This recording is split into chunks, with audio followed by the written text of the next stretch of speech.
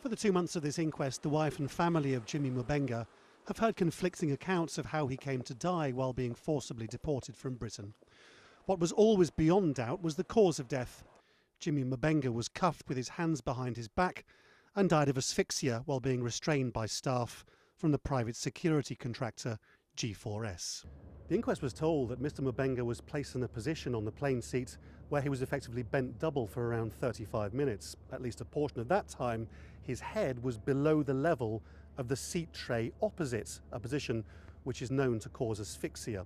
A passenger on the plane said that he'd heard Mr Mubenga cry for help some 50 times, and yet the security guard who was restraining Mr Mubenga said he hadn't heard that. Indeed, he said that Mr Mubenga had placed himself in that position. The security guard also told the inquest that he'd been given only minimal training by G4S in how to restrain people in small spaces. And what shocked Mr Mubenga's widow above all else is that nobody on that British Airways plane intervened to help him as he sat dying in his seat. He was begging, I need help.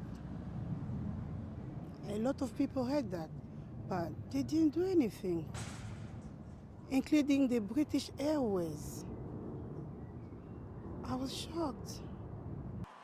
Campaign groups, including Amnesty, have condemned a deportation system outsourced by governments and run by private contractors without, they say, proper oversight.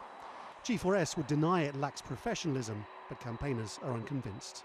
A successful deportation essentially made money for the firm and made money for the individual officers. So the incentive was to get a successful deportation by any means necessary.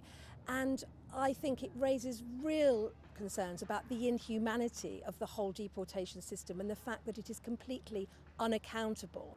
There have been other claims of racism among private security staff, deportees being pushed down the stairs or squashed until they can't breathe, all of it outside the gaze of governmental scrutiny. Jimmy Mubenga's death may have been a tragedy waiting to happen, but it didn't take an inquest for campaigners to decide that Britain's deportation system needs a total overhaul. Lawrence Lee, Al Jazeera, London.